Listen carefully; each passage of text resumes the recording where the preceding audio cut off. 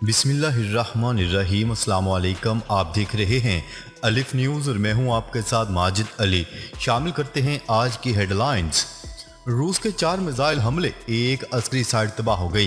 Missile بحیرہ اسود میں بحری جہازوں سے فائر کیے گئے۔ یوکرینی افواج نے روسی حملے کو روکنے کے لیے ڈیم کھول دیا۔ قیمتوں میں اضافہ، ایران کا یورپ کو گیس برآمد کرنے پر غور۔ کشیدگی میں اضافہ، روس کا فن لینڈ کو بجلی کی فراہمی معطل کرنے کا اعلان۔ چینی قافلے کو نشانہ بنانے کی کوشش ناکام، خاتون خودکش بمبار گرفتار۔ عمران خان کی سیکیورٹی کے لیے پولیس ایف سی کی بھاری نفری تعینات۔ روس یوکرین میں اپنی 1/3 افواج کھو چکا ہے، برطانیہ۔ یوکرین روس کے خلاف جنگ جیت سکتا ہے، نیٹو سربراہ نے اہم بیان جاری کر دیا۔ پاکستان اور دنیا بھر کی خبروں سے باخبر رہنے کے لیے الف نیوز کو سبسکرائب کر لیں اور بیل آئیکن کو کلک کرنا نہ بھولیے گا۔ ناظرین، اپنی آراء کا اظہار کمنٹ سیکشن میں لازمی کیجیے گا۔ ہیڈ لائنز آپ نے جانی، اب بڑھتے ہیں خبروں کی تفصیلات کی طرف۔ مغربی یوکرین میں روس کی جانب سے 4 میزائل حملوں کے باعث ایک عسکری سائٹ تباہ ہو گئی۔ میڈیا رپورٹس کے مطابق پولینڈ کی سرحد کے قریب سے میزائل داغے گئے۔ مقامی عسکری حکام کا کہنا ہے کہ یہ میزائل بحیرہ اسود میں بحری جہاز سے فائر کیے گئے تھے۔ خیال رہے کہ یوکرینی شہر لویو کو دیگر شہروں کی نسبت کم تشدد کا سامنا کرنا پڑا، تاہم یہاں بھی روسی حملے کیے گئے ہیں۔ دوسری جانب برطانوی انٹیلیجنس کا کہنا تھا کہ ڈونباس خطے میں روسی پیش قدمی سست روی کا شکار ہے۔ روس کی جانب سے ڈونباس میں حملہ دارالحکومت کیف میں کوئی کامیابی حاصل نہ کرنے کے بعد کیا گیا تھا۔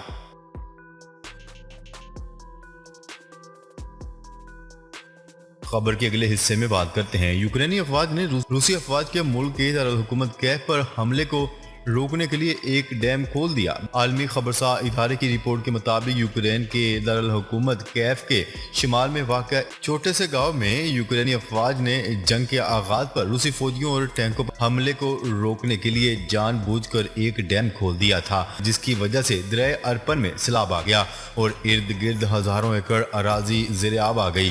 یوکرینی افواج کے اس اقدام کے بارے میں ایک یوکرینی شہری نے اپنا نام نہ بتانے کی شرط پر میڈیا کو بتایا ہے کہ یقیناً یہ اچھا اقدام تھا۔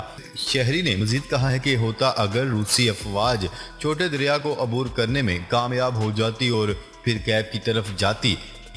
ایک اور شہری نے بھی اپنی پہچان ظاہر نہ کرنے کی شرط پر بتایا ہے کہ کچھ کھیتوں میں 1/3 سے زیادہ پانی بھر گیا۔ رپورٹ کے مطابق تقریباً 2 ماہ بعد تک بھی اس گاؤں کے لوگ اب بھی سیلاب کے بعد کی تباہ کاریوں سے نمٹ رہے تھے۔ ادھر ادھر گھومنے پھرنے کے لیے کشتیوں کا استعمال کر رہے تھے اور جو بھی خشک زمین بچ گئی تھی اس میں پھول اور سبزیاں لگا رہے تھے۔ روس یوکرین تنازع جو کہ 3 ماہ سے جاری ہے، اب تک ہزاروں شہریوں کی جانیں لے چکا ہے۔ خبر کے اگلے حصے میں بات کرتے ہیں۔ ایران کا کہنا ہے کہ وہ یورپ کو گیس برآمد کرنے کے منصوبے پر غور کر رہا ہے۔ فرانسیسی خبرساں ادارے کی رپورٹ کے مطابق ایرانی وزارت پیٹرولیم کے نائب وزیر کے حوالے سے بتایا گیا ہے کہ روس کے یوکرین کے ساتھ تنازعات کے باعث عالمی مارکیٹ میں توانائی کے نرخوں میں تیزی سے اضافہ ہو رہا ہے۔ اس تناظر میں یورپ کو گیس کی فراہمی پر غور کر رہے ہیں، تاہم اس حوالے سے ابھی کسی نتیجے پر نہیں پہنچے۔ انہوں نے کہا ہے کہ اگرچہ ایران کے پاس گیس کے دنیا بھر میں بڑے ثابت شدہ گیس کے ذخائر موجود ہیں، لیکن یہ صنعت امریکی پابندیوں کی زد میں ہے، جو 2018 میں اس وقت دوبارہ عائد کی گئی تھی جب واشنگٹن نے تہران اور عالمی طاقتوں کے درمیان ایک تاریخی جوہری معاہدے سے دستبرداری اختیار کی تھی۔ ایرانی وزیر کا کہنا تھا کہ ایران سے گیس کی برآمدات میں اضافہ ہوا ہے۔ انہوں نے اس بات کی تصدیق کرتے ہوئے کہا ہے کہ تہران اور بغداد نے چند ہفتے قبل ایک مفاہمت کی یادداشت پر دستخط کیے تھے، جس کے تحت عراق کو گیس کی برآمدات میں اضافہ کیا جائے گا۔ خبر کے اگلے حصے میں بات کرتے ہیں۔ کشیدگی میں اضافہ ہو گیا، روس کا فن لینڈ کو بجلی کی فراہمی معطل کرنے کا اعلان۔ ایک سپلائی کمپنی نے اعلان کیا ہے کہ یوکرین میں روسی فوجی آپریشن کے پس منظر میں نیٹو میں شمولیت کی فن لینڈ کی کوششوں پر کشیدگی بڑھنے کے بعد روس اس ہفتے کے آخر میں فن لینڈ کو بجلی کی فراہمی بند کر دے گا۔ میڈیا رپورٹس کے مطابق اس گروپ نے ایک بیان میں کہا ہے کہ فن لینڈ میں قائم روسی ریاستی توانائی ہولڈنگ کمپنی انٹرا کی ذیلی کمپنی نے 6 مئی سے فن لینڈ کو فراہم کی جانے والی بجلی کی کوئی ادائیگی نہیں کی ہے۔ گروپ کا کہنا تھا کہ روس کی بجلی کے بل ادا کرنے کا کوئی طریقہ نہیں ہے۔ گروپ نے مزید کہا ہے کہ یہ صورتحال غیر معمولی ہے اور 20 سال سے زائد عرصے میں یہ پہلی بار ہو رہا ہے جبکہ ہم 14 مئی سے بجلی کی فراہمی معطل کرنے پر مجبور ہیں۔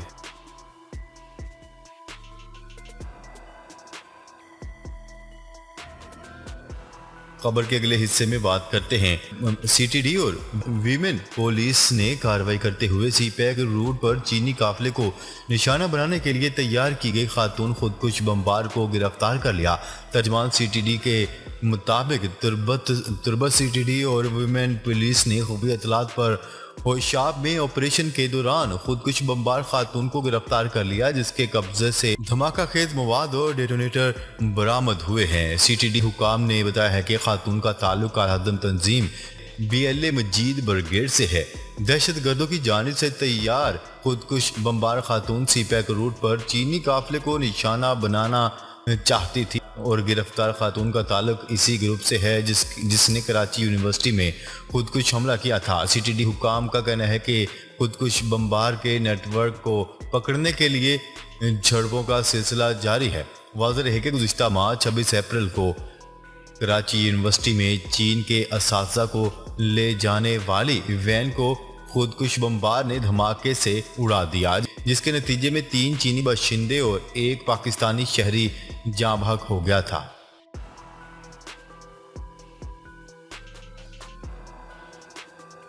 خبر کے اگلے حصے میں بات کرتے ہیں۔ وزیر اعظم اور وفاقی حکومت کی جانب سے عمران خان کی فول پروف سیکیورٹی کے لیے واضح احکامات جاری کر دیے گئے۔ ذرائع کے مطابق عمران خان کے بنی گالہ ہاؤس کے سیکیورٹی کے لیے پولیس اور FCC کے 94 اہلکار تعینات کر دیے گئے ہیں۔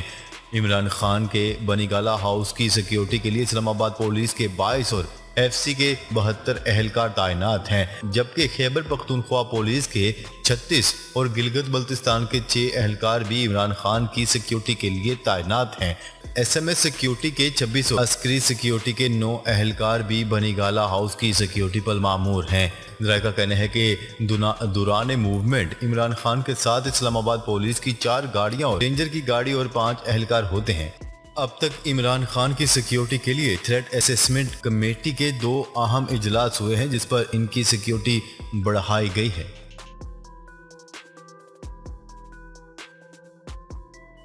خبر کے اگلے حصے میں بات کرتے ہیں۔ برطانیہ کا کہنا ہے کہ روس یوکرین میں اپنی 1/3 افواج کھو چکا ہے۔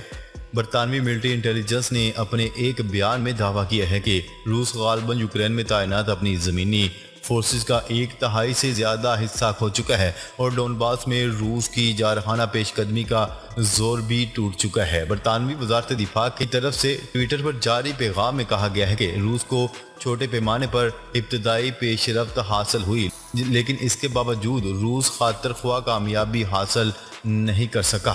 روس نے فروری کے مہینے میں یوکرین میں بری عسکری قوت کے ساتھ پیش قدمی کی کوشش کی تھی جس میں اسے 1/3 گراؤنڈ فورس کا نقصان اٹھانا پڑا ہے۔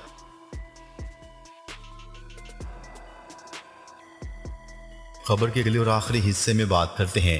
یوکرین کے خلاف روس کی جنگ کے تیسرے مہینے میں ملک کے مشرق اور مغرب میں لڑائی جاری ہے جس میں ولادیمیر پوٹن کی افواج اہم پیش رفت کرنے میں جدوجہد کر رہی ہے۔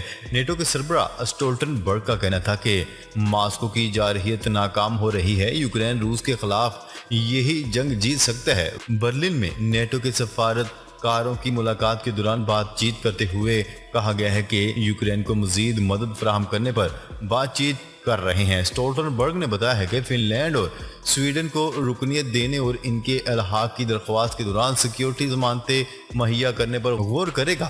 انہوں نے مزید کہا ہے کہ یوکرین میں روس کی جنگ اس طرح نہیں چل رہی جیسا کہ ماسکو نے منصوبہ تیار کیا تھا۔ دوسری جانب پولینڈ کے نوبیل انعام یافتہ مصنف نے روس کو آزاد دنیا کے لیے خطرہ قرار دیتے ہوئے کہا ہے کہ ہمسائے ممالک یوکرین پر اس کا حملہ دوسری جنگ عظیم کی باز گشت ہے۔ ناظرین، اب تک کے لیے اتنا ہی۔ مزید خبریں لے کر بہت جلد آپ کی خدمت میں حاضر ہوں گے۔ تب تک کے لیے اپنا خیال رکھیے گا۔ اللہ نگہبان۔